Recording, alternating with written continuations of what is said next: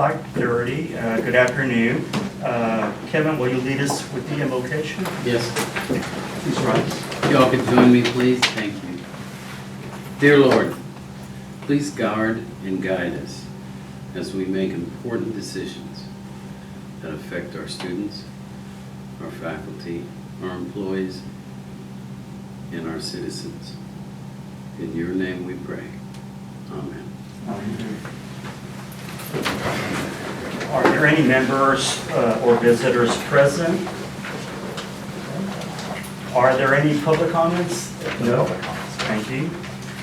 Are there any comments by our individual board members? No. I'd just like to make one, if I can. Just want to welcome Dr. Zachary Suarez as president, his first board meeting. The board is excited to have him on board. We are looking forward to working hard with him, rolling up our sleeves, solidifying what we have here at the college, and then taking it to the next level. And that's going to require the hard work and commitment of everyone, the board, faculty, and staff. So we're looking forward to that new chapter, and just wanted to welcome you to your first meeting. Thank you. And I'll echo Mr. Sanchez's comments. Thank you, Lloyd. All right, we'll move into new business.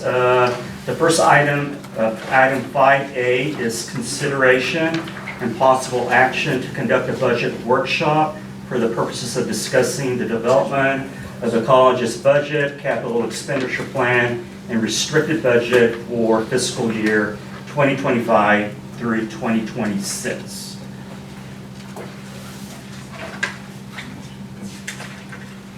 Is there a motion? I so move. Second. All right, it's been moved in second to, well, this isn't To required. conduct a workshop. That's fine. Yeah, so it's fine to vote on it? All right, all in favor? Aye. Opposed? And now you can open the workshop at 5:32 for the purposes of the minutes. Okay, at 5:32, we are opening the workshop, and we move on to item 5B, which is, Now you can do the workshop. Yep. 5:30.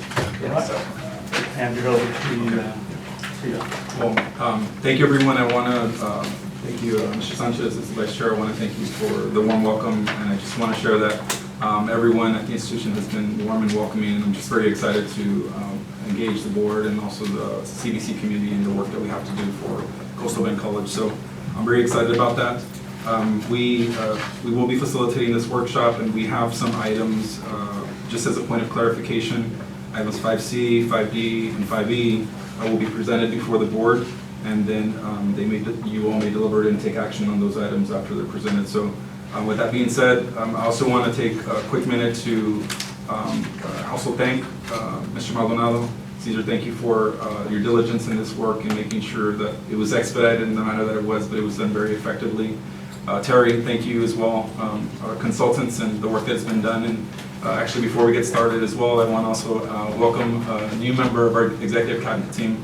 Tara, we're so excited to have you here at the Coastal Bend College, and we know that we're going to do great things together. So with that being said, I'd like to hand the podium over to Dr. Maldonado to present items 5C, D, and E. Good afternoon, trustees. This workshop, we want to present several items to you that are, as Dr. Suarez mentioned, are the attachments are included under 5C, 5D, and 5E. The first one, 5C, is the operating budget. We begin by, in the presentation, by sharing with you what the normal budget process cycle should look like. We begin in January to March in that first quarter, looking at forecasts, looking at our current expenditures today. We then delve in deeper with our budget managers, April to May, and look at very specific details. We'll look at our instructional department, see how many more microscopes do we need, what type of continuing ed physical assets do we need, what type of software tools do we need, communication gear. And then June, July is what we're doing right now. We go through this process. We actually went through 3 meetings with our budget team. And this is all the way down to the budget managers. It was not just the executives of the college. We sought out guidance from the directors and some program coordinators, certainly the vice presidents and their teams. We then go through approval, the August, that's where we are today, then we start the cycle all over again. And the next slide indicates that we really this year lost that January through March. So we started already behind schedule, but we're able to present to the board what we believe is a very prudent schedule, and it's one that covers, allows the opportunity for growth of the institution. Just for reference, I'm on page 28 of the budget book. I'm sorry, your agenda book, page 28 of the agenda book.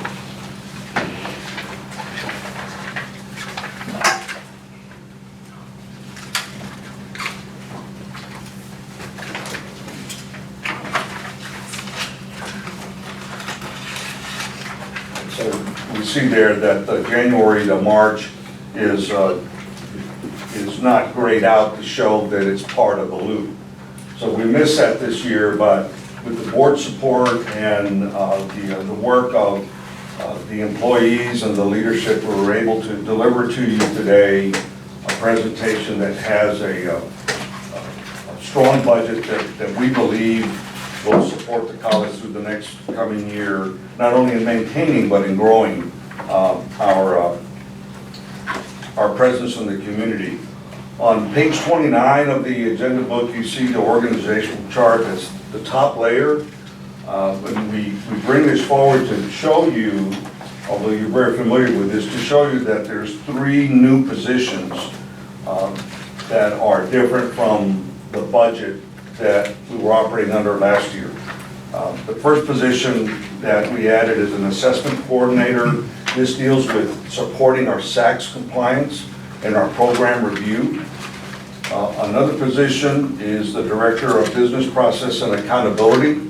That's one that I described to the board in detail, shared the job description with you so you have an understanding of what the job duties of this position are. And then finally, there's an HR coordinator at this level that we're adding to this because of the increased scope of work in our HR department and mandatory training and the growth of our professional development in that area. This is professional development plans for all the employees of the college. Under Dr. Suarez is bringing forward the idea that we should develop all our employees. So we need some additional staff to increase that bandwidth.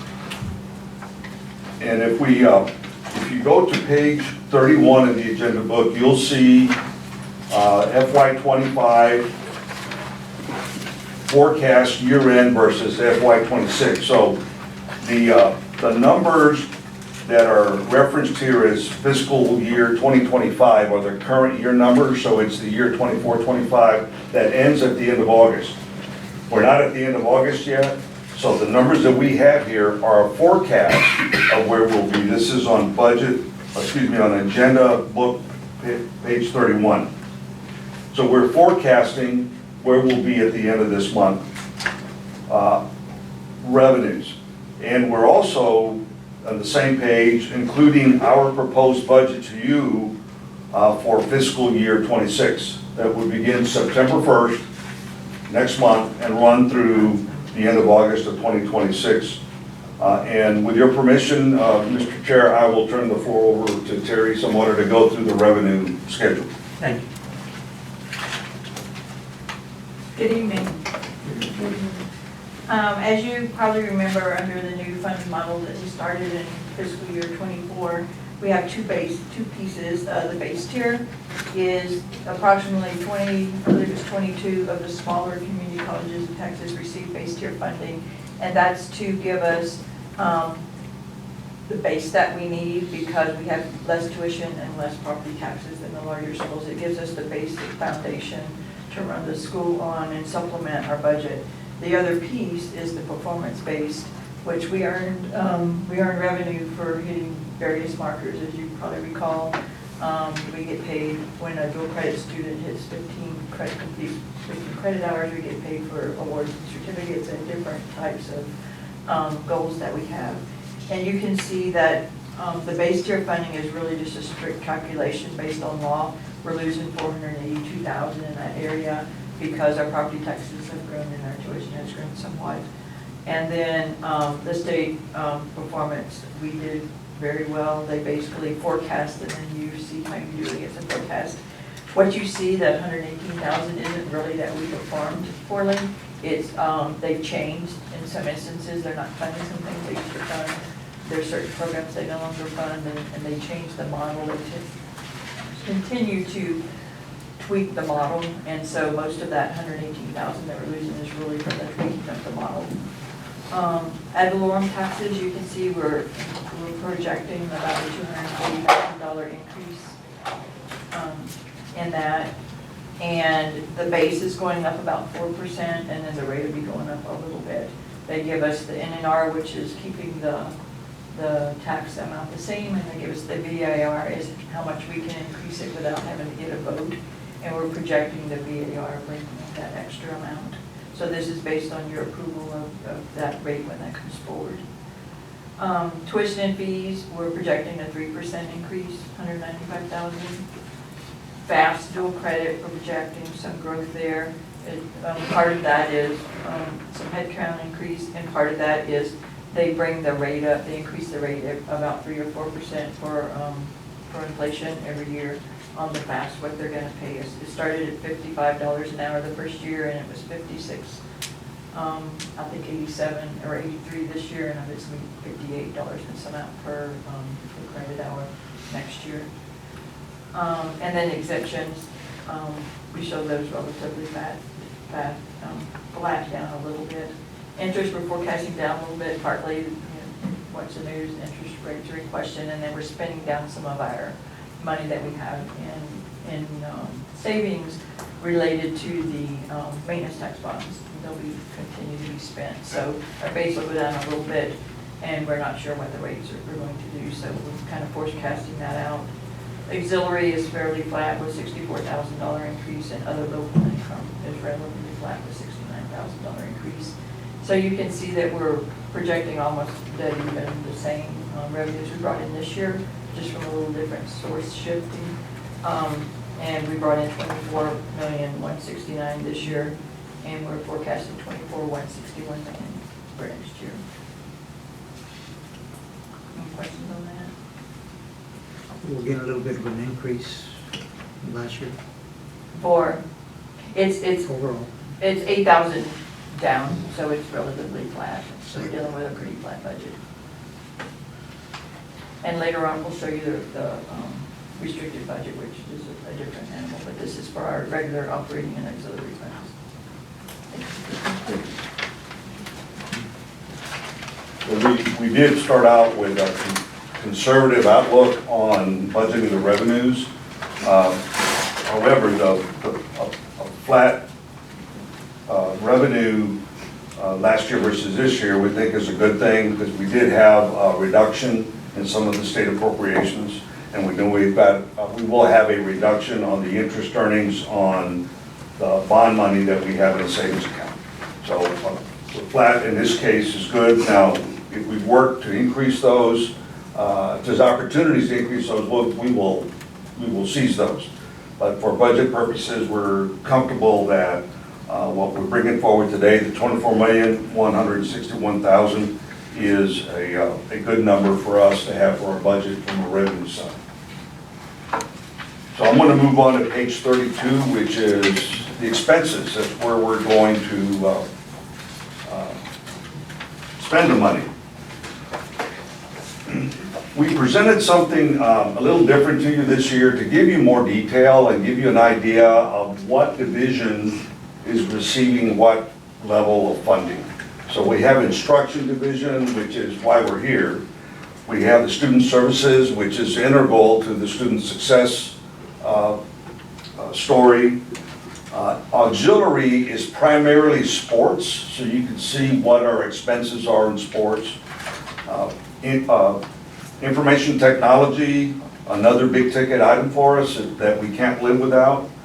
Then institutional support are all the rest of the things that we have here at the college that support the operations and the delivery of instruction. And then we have a column that totals it up. Now I want to start on line 1. On the left side of the page, there's small numbers, and those are only for reference. So when we're talking, speaking about a question, we can refer to a line number. So on line 1 is the full-time salaries. The increase of nearly a little over $750,000 it is based on 3% raises for full-time employees, plus $470,000 for 10 new positions. I shared the 3 new positions with you earlier, but we have a total of 10. There's a couple of faculty, one faculty position, there's a position for supervisor for landscaping. We're bringing that service back in-house because it's not cost effective for us to be subcontracting it out. And there's a few other positions. Anyone left out? That's 3, 4, 5. Do we have the navigator that we brought in for student services? Yeah, there's 2 positions in student services, and that runs out. And we can provide you all the detail you want on those positions. The part-time positions in this budget are $1,137,000. So brings the total salaries to $12,917,000. Now, as the board knows, on instruction, we have a flex budget there that is a function of the adjuncts that we hire and then the overload, those faculty members that that take more than their 5 course load in order to service the students. Last year, we had nearly $1 million in that line item, and this year, we're proposing a budget of $750,000, which is a reduction of $208,000. That's on line 4. And if you look at footnote B, the reason behind our budget reduction is that we will do better on the section management. We found that we had some sections that were very small, that had below 5 and fewer students. And Were we full pay, or we? well, we'll pay them for the section, so No, what I'm saying is when I taught, we had 10 or more, then you got a full pay for that particular class. Is this, if they have 5 or 6 in the class, are they making the same amount as someone? no, sir, no, sir. It's ratio down. Yes. Yes, yes, but it's still, when you add up the number of sections, it's still a substantial amount. So we're confident that we can, through classroom section management, realize some savings there. I think just to add to what Dr. Maldonado mentioned, I mean, there's as you all know, some cost efficiency there with respect to the setup of Blackboard course shells, the classroom management. So in that reduction, we're planning for that as well, where it's being more efficient with just the class load when we're still paying for it. So. Right. So when we total up the expenses for our people costs, that's noted on line 5, it totals $13,667,000. So that is by far our largest item, as it is for any institution of higher education. And when you look at the percentages, we fall in about where everybody else does. And that number, again, includes a 3% raise for all full-time employees. That's a $500,000 increase, $592,000. Right, yes, sir. The 470 of that are the new positions. Then there's a few adjustments, and then the 3% increase. The employee benefits are a function of the pay that we have, so we're budgeting 18% of the full-time salaries, and on line 6, that yields $2,256,000. Now, that number is not our total cost. We receive state appropriations to help pay for the employee benefits. That number comes in through the restricted budget. When that dollar amount is appropriated, we have no choice but to use it for that. So that's why it's over in the restricted budget. That number combined with this 2.256 million will be the totality of what we'll be paying for benefits. So we can group our reports to you differently if you want to know what's the total amount that benefits cost us. But what we're showing you on line 6 is what's coming from, what's going to be paid out of the operating budget. On the next line is capital equipment, and we're budgeting $867,000. And if you wanted a little more detail on that, on agenda book page 36, we give you a breakdown of that 867. So 94,000 is going to allied health, 194,000 to career technical ed and continuing ed, 213,000 is in new computers, 104,000 in servers and network related items, 125 in video and distance education related items, 70,000 in vehicles. We hope to buy 2 vehicles for staff use to go back and forth to campuses and to our partner school districts. The 40,000 is for 2 lawnmowers, zero radius lawnmowers, since we're going to be bringing that service back in. We'd like 3, but we're bringing in this budget 2 for now. And then there's 27,000 miscellaneous items, so that totals the 867 in equipment. Dr. Maldonado, the computers, do you know if they're like on a renewal kind of situation? They are, and the renewal are on line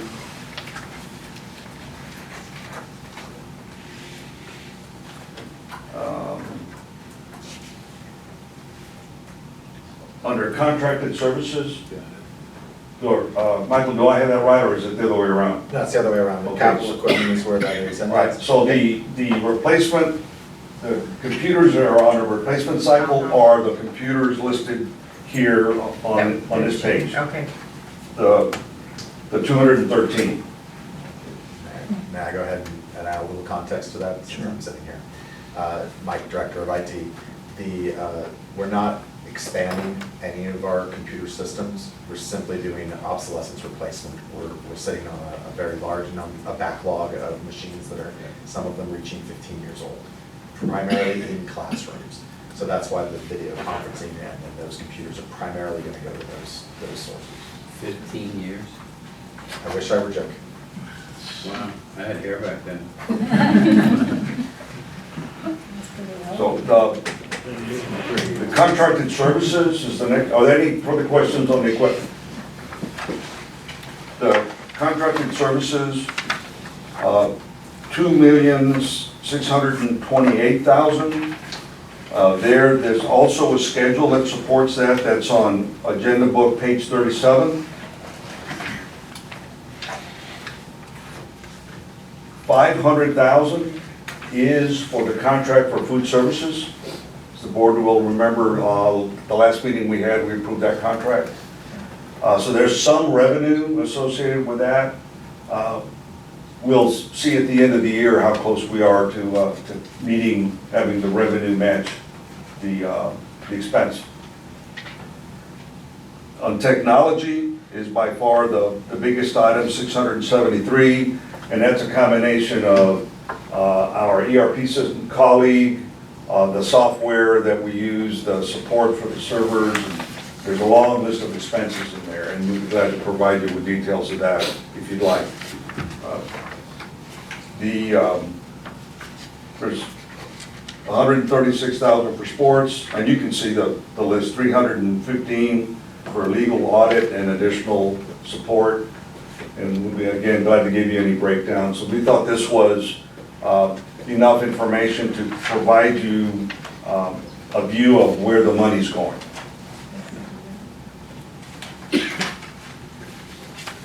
On line 9, we list insurance and risk management of $1.325 million. The next line is maintenance, $312,000. And please, trustees, if you've got any questions, let me know. I'd be glad to answer them. Marketing, $191,000. We increased that by $60,000 over our forecast for last year. We need to increase our outreach and social media, some of the advertising that we've done to across our service area. We need to increase on and make people more aware of our presence and the programs that we have.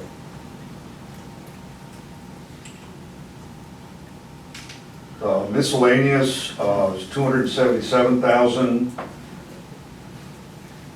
Most of that has to do with sporting events that we don't have a specific budget category for. We have games and we have events during those games, and that's what that's related to. You can see on the column on agenda page 32, the column titled Auxiliary Sports is $176,000 out of that 277 that's related to that item. Operating expenses of $244. Professional development, we've increased that a little bit, $198,000. Again, we want to expand the training for our staff, provide more development opportunities for our faculty. We have $195,000 in scholarships. That's what we're forecasted to do this year. We did not increase that. We will be in the upcoming year reviewing that and coming back to the board with a strategy on how to best use scholarships. That's the 400 per semester. It includes that and some other individual department scholarships in that. Yes, yes. I don't, off the top of my head, I don't know. No, there's sports scholarships and there's other waivers that are all packaged together in this number. But we want to put them in the right categories and bring back recommendations to the board for the next budget cycle on what to do with our scholarship line item.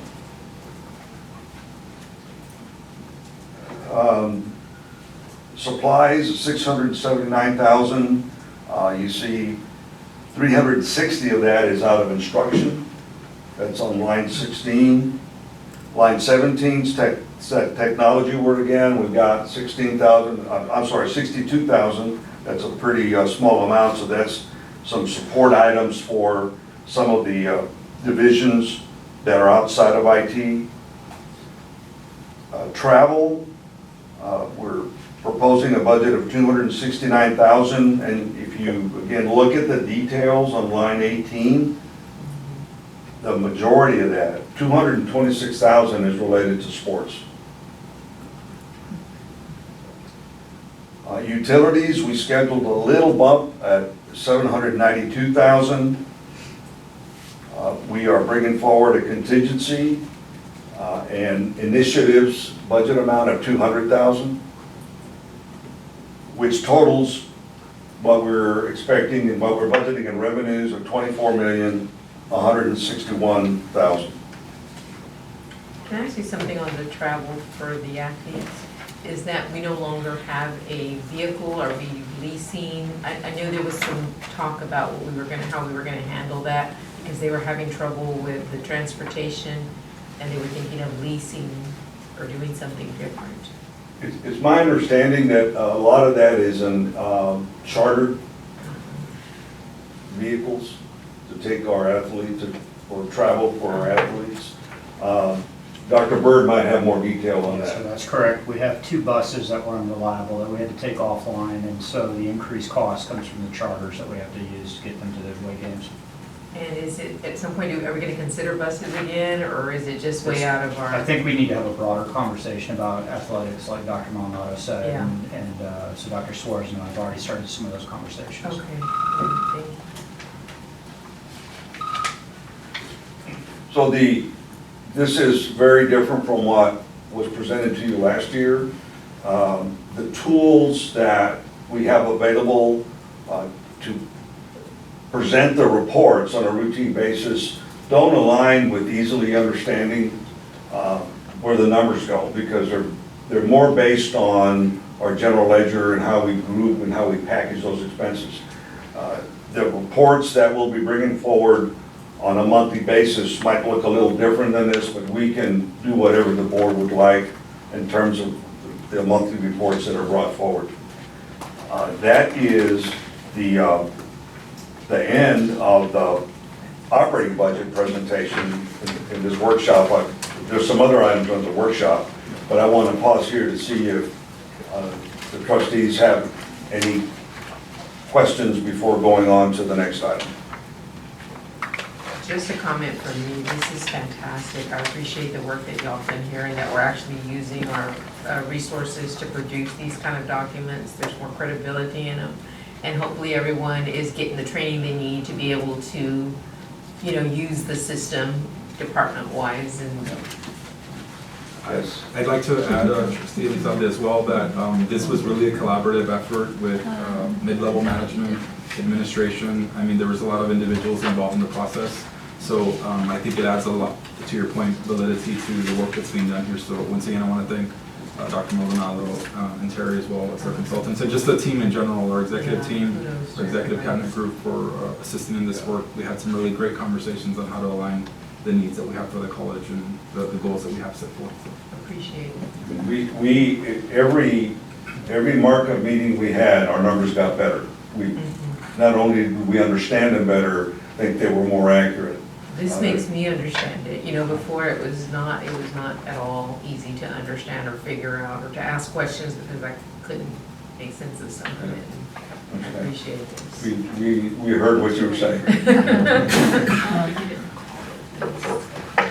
Dr. Mama, did you highlight page 35? I didn't catch if you did on the function. Oh, yes, I do want to point out that because of the grouping, right, there's an important grouping of these numbers that totals the same, that's on agenda page 35, which is the NACUBO, National Association of College and University Business Officers. And that's kind of the rule book that higher ed operates by. So when you see NACUBO functions, that those are predefined categories that everyone across higher ed knows. And this number, again, the same number of 24,161,000, but it's grouped by NACUBO function. So we want to take a special notice on that. And this will be the basis of loading the numbers into our colleague system, or into the tools that we'll use to eventually get there.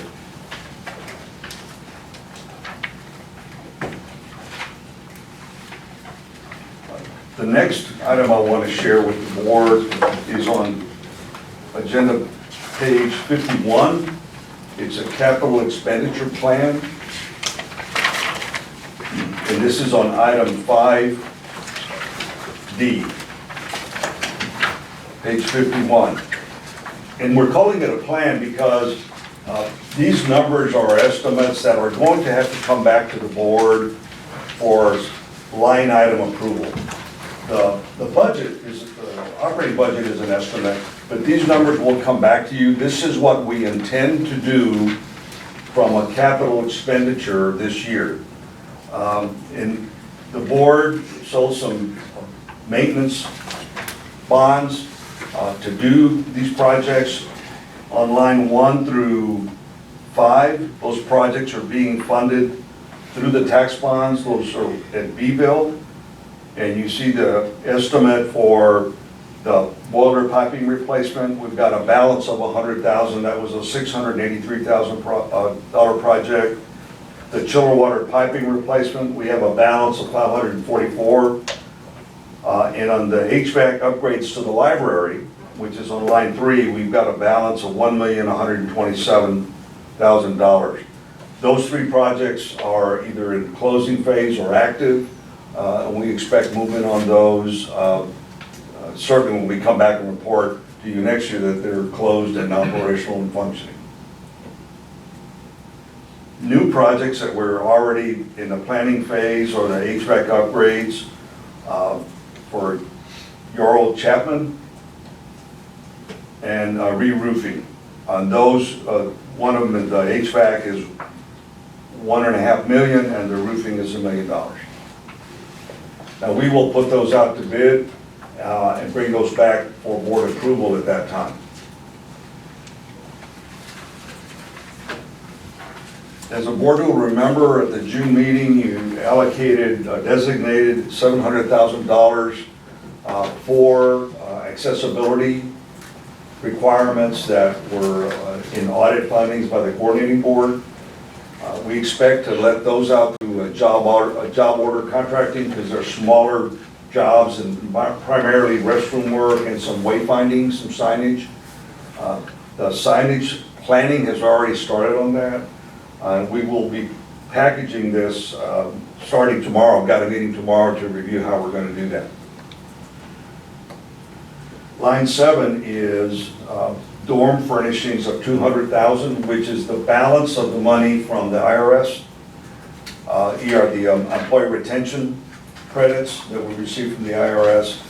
We will be bringing that to you at August the 19th, asking you to designate $200,000 for dorm furniture upgrades. What does that get us in dorm furniture? Is it all the rooms, or is it a certain part of the rooms? It would be both Dr. the Wood? Benton Hall and the apartments, getting apartments. new furniture, having everything that matches. Right now, the mattresses are razor thin, a lot of the furniture is broken, and we're making do, and I think that would really upgrade our on-campus, which is tied to the strategic plan, actually, is making a comfortable living environment. So it's addressing things inside the rooms for the students.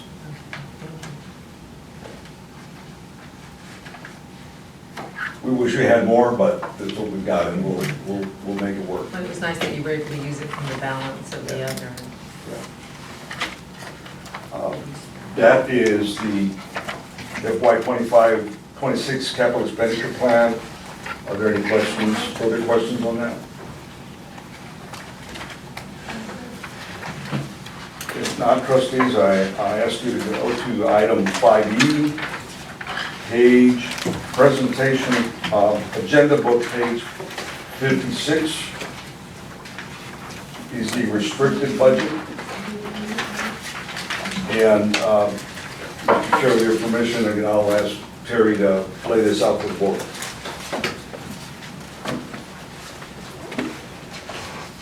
So these are part of the budget. You may not be that accustomed to seeing, but these are externally restricted, meaning they're restricted by third parties, and we receive the funds and we can only spend them in the ways that they determine them. So as you saw earlier, we were talking about the M&O portion of the taxes that fund our operations, but there's also the debt service portion. And this year, you can see we're expecting to raise $855,000, and the reason is we receive enough to pay the debt payment for that year. When we refinanced, when we issued the new notes in 2023, the debt payment is about $609,000 a year, but for this one particular year, we're paying off the tail end of the 2011 notes and keeping on paying on these, and so it elevates next year. That 855 goes back to the 609, so that debt rate will go down a little bit. So it will be going up a little bit to meet that debt payment. That'll come in and it'll go out simply to pay the payments due on the notes. State benefit appropriations, that's an estimate. We'll be getting money from ERS to help pay for what the state funds from health insurance, and we'll be receiving funding from TRS to pay the state's portion of people's retirement, they pay a part of it. Those numbers are not firm yet, so when we get the exact amounts, we'll probably bring that back to you, but they help relieve the college from paying all of the benefits, and that's just the state portion of that. Line 4 is financial aid. As you're aware, we receive federal aid, state aid, and some local aid. The majority of that obviously is federal. And this is a true estimate because most everything we get a grant, that's how much you have to spend. But in the financial aid world, for Pell and for direct loans, any student that applies and qualifies gets it. So the number is what the number is based on the income of our students that apply for federal aid. So that number can go up and down. It's not an appropriation that we're set within those bounds. We can award to anybody that comes in that qualifies. So that number is probably the most fluid number that you'll see here. And on grants and contracts, we have, I believe at this point, we have 5 active federal contracts, 2 state, and we just recently got a new local grant that you'll be hearing about, and those add to the 3,011. And again, as we continue to apply for grants, that number can be fluid as well, but those will come back to you when we get new grants. Do you have any questions on that? And we'll be reporting on this separately because it doesn't really mix with our operations, but it's still important for you to see what we're doing in this area. So we'll start having a monthly report on these. Thank you. So as Terry mentioned, I don't think the board is used to seeing this part of the budget, which is real money that comes to the institution, but it's very specific in purpose. As Terry mentioned, we've got a grant from a foundation that we brought forward to the board to take action on the 19th. But it's very specific. We can't use it for anything else. So when you look at the totality of the money that is running through the institution, it's somewhere, it's not the combination of the two, but it's somewhere in the combination of the two because the restricted budget will fluctuate and even our own operating budget will fluctuate. But there are significant dollars that the institution is responsible for that are listed in the restricted budget. So we thought it was important for the board to know that. Although previously, when we did see a little bit of grant stuff, I was very concerned with the expenditures side of specifically the TRIO programs, because I knew how they worked and how they were supposed to be spending monthly, and they had obligations to meet. And I never could get a very direct answer on that. I did hear some concerns from some personnel that there was not as much freedom to use the funds. There was some fear of having to pay back, because that had been something that had happened previously with a different grant. So, you know, I don't know, we don't have a grants person. I don't know that we need one, but someone that can understand the grants and allow people to spend the money as it's needed to be spent, and seeing those expenditures being put to good use, because they're primarily grants for students to aid students. And hopefully we'll get the TRIO grant back. That's a big grant Yes. for us. So this budget puts it on the radar screen for the executive team. And Dr. Suarez is very familiar with this from prior experience, the grant side. I think that's a very good point, Trustee Lisa. I think it goes back to training, because oftentimes when you haven't expended those funds, you can reach out to the program coordinator, get that validation, and then move forward with readjusting the budget or purchasing items. But I think it goes back to why we're focusing on emphasizing and making sure that our employees have the appropriate training to facilitate those duties. So I believe that's a real good point. If they're not aware of what they can do, or, you know, the people above them may not be aware of how they're supposed to expend those funds. So, trustees, Mr. Chair, that completes the workshop portion of the presentations. We have action items related to this and a few other things, but again, I want to ask the trustees if there are any questions related to what's been presented in the workshop. I think it was well presented. Thank you. Thank you. Well, I guess at this time, we need to vote individually. We can come to them when we come to the agenda. Right now, I For would just voting say purposes. that the workshop is closed as of 6:14 unless there are further trustee questions in the workshop. Unless there are further questions regarding the budget workshop, we're going to close the public hearing at 6:14. And the chair will entertain a motion to approve items 5C, D, and E that were related to the operating budget, the capital expenditure plan, the restricted budget that was just discussed at the public hearing. Do I hear a motion? Chair, I so move. Which is fine. Second? All right. All those in favor? Aye. Opposed? Right, motion passes. We still have item 5B, the compensation plan. I believe we can take that up at this time. Yeah, and that's gonna be. So as far as the compensation plan, we did provide a supplemental sheet for the trustees. We've been working closely with Percy and the HR team, and I think this would also serve as a good reference for the board to understand, based on the budget, some of the modifications that are taking place. And it's part of one of the policies we have to actually bring. DA local requires us to bring this compensation plan to the board yearly to keep you all informed on some of the changes that are taking place. So there hasn't been that many changes, in my opinion, from what I've seen at other institutions, but nonetheless, I think it's important for us to share that information with the board. Basic changes have just been title updates, or new positions added. And on the sheet that you have, it shows where they were actually added, what salary level or what hourly level that they were added. The other wording, there's some wording changes, especially on page 12, the terminology for dual credit. It went from teaching to semester credit hours. And that was based on the policy had to be changed. And then they added the regulatory provision language on the last page. Page 15. It's on point. Michael, you can just go down farther. Keep going. It's on page 24 of them. Keep going, thank you. Okay. The regulatory provisions are like that, so that we can actually have Senate Bill 37 based on the fact that we Senate. I'd also like to share with the board that in some of the discussions that I've been having with Chrissy, we do plan on undertaking a compensation study. As you all can see, the last time we partnered with TAPI was in 2021.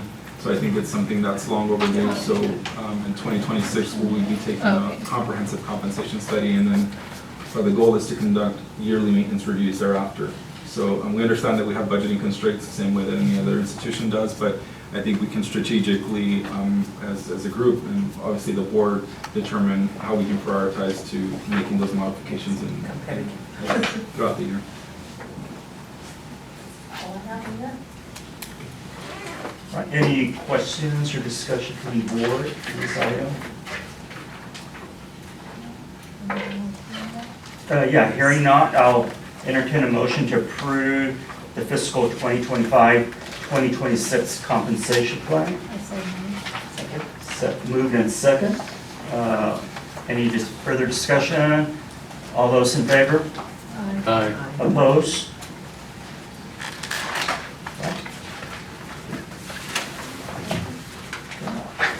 Next item is item 5F, consideration and approval of changes to board policy CC local, annual operating budget, and GK local, relations with educational accreditation agencies, to incorporate TASB Update 47 and recommendations from the administration upon first reading due to special circumstances to codify the current practice. And just to outline some of the changes in this policy for the board, we are partnered with the SAC-COC, the Southern Association of Colleges and Schools Commissions on Colleges. However, we basically re-infused that language to get it board approved, so we can designate that we actually are wanting to remain with SAC-COC moving forward through policy. So some of you may be aware of some of the goals for some of the institutions across the state to develop their own accrediting bodies. So we are just acknowledging that we will be remaining with SAC-COC. So that's where it's removed, but also duplicated in the same sense. The other changes that are redlined is a transfer of authority and thresholds. We did make some modifications on transfers and how those are processed. It's currently how we operate currently at the college, so there's not really any significant change. But we did want to infuse it in policy, that way it's something that we can reference for employees and the college and administration. So it clearly outlines what the expectations are whenever there's going to be any type of transfer, both within a division and also interdepartmentally or interdivisionally across the college. So the thresholds, transfers of up to 10,000 may be approved by the budget manager and supervising vice president. Transfers exceeding 10,000 for approval by the budget manager and supervising vice president and the chief financial officer. And any transfer exceeding 15,000 requires approval from the college president. So these are very good internal controls, so we can remain consistent with our budgeting practices. And I'm open to any questions that the board may have with respect to this as well. And there's a red line in the board book regarding the annual operating budget policy. Any questions? Hearing none, the chair will entertain a motion to approve revised policy CC, annual operating budget, to incorporate TASB update 47 and administrative recommendations, and to approve revised policy GK, local, dealing with relations with educational accreditation agencies, to incorporate TASB update 47. Mercy moves. Do I hear a second? Second. It's moved in second. All those in favor? Aye. Opposed?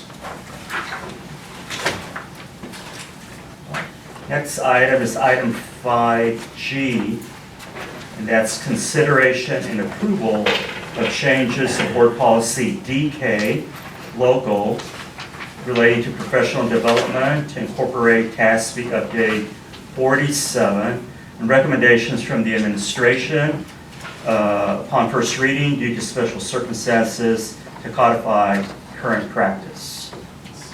And if the board doesn't mind, I'm going to provide a summary. I did advise her that since my educational background is in public policy, that I wanted to do these pieces of the motion, but she advised she wanted her to do this one. You believe that, right? Yeah, she gave me a directive, so I didn't do much there. Always does. So basically, DK Local has changes from the updates from TASB. And then we put in policy because of the mandatory training that we're trying to get done. If you don't make it mandatory, some people just won't do it. So these are actual mandatory policy, or actually training that is going to have to be done. Your sexual harassment, your Title IX, your TEC 51.252, which is mandatory reporting, the active shooter, and then we added at the end the regulatory compliance process of what will happen so that people don't go late.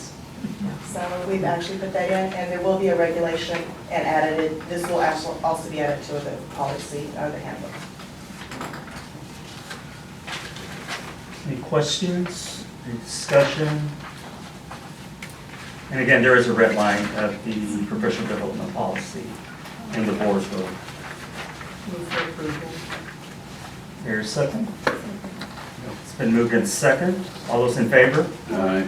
Opposed?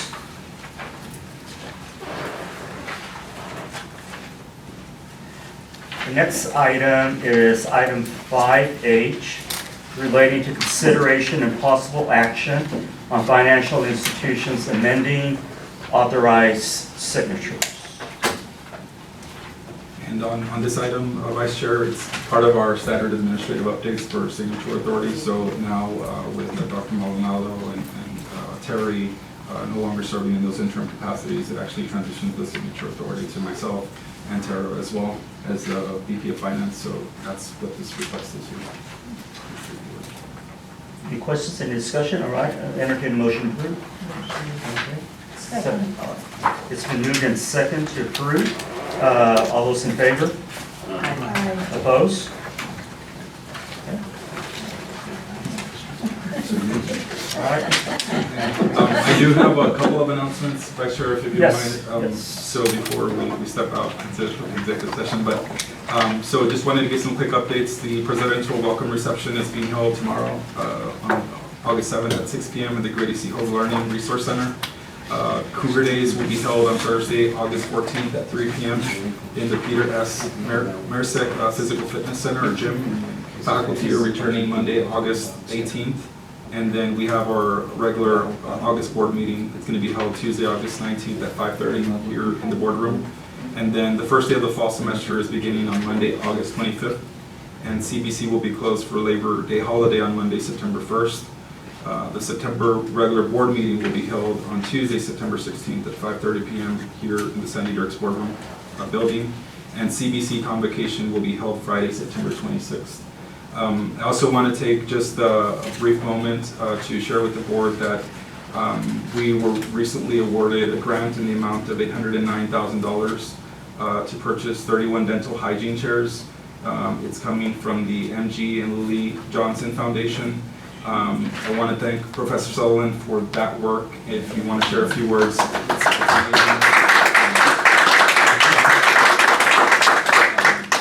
And I actually had a conversation earlier today with one of the administrators from the foundation, and it was interesting to hear from him that he had actually gone to have his teeth cleaned recently, and he asked the hygienist, where did you graduate from, and they said Coastal Bend College. So it really comes full circle in the work that you're doing, so thank you, and the faculty and everyone else that works with our students to make sure that they're successful. We can't thank you enough for that work.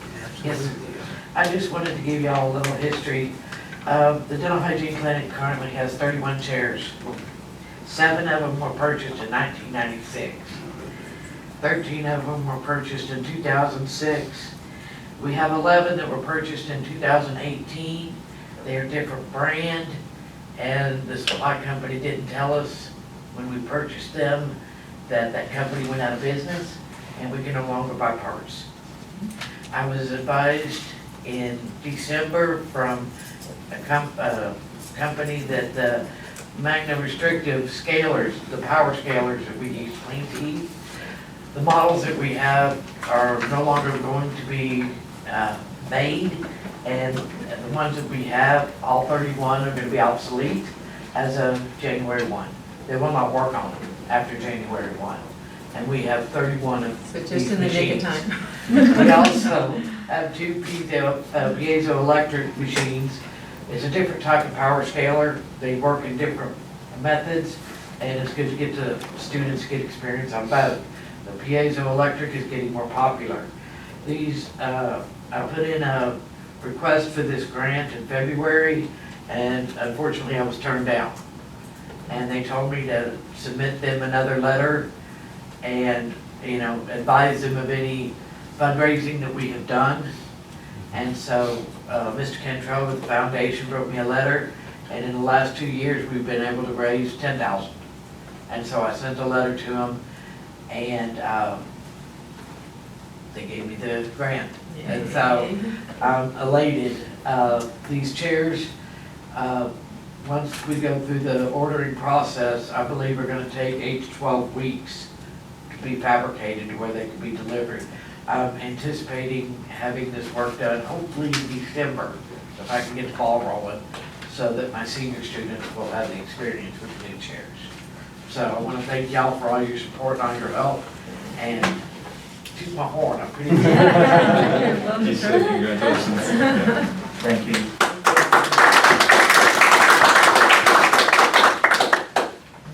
The time is now 6:30, and the board will now convene in a closed meeting to discuss the following items posted on our agenda this evening as allowed by the Texas Government Code, personnel matters under Government Code Section 551.074.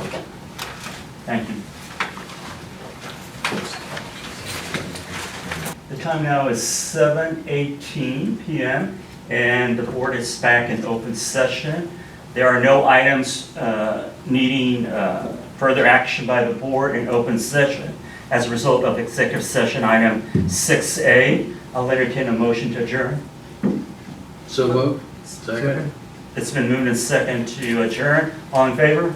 Aye. Opposed? Meeting adjourned. Listo. Well done. Yeah.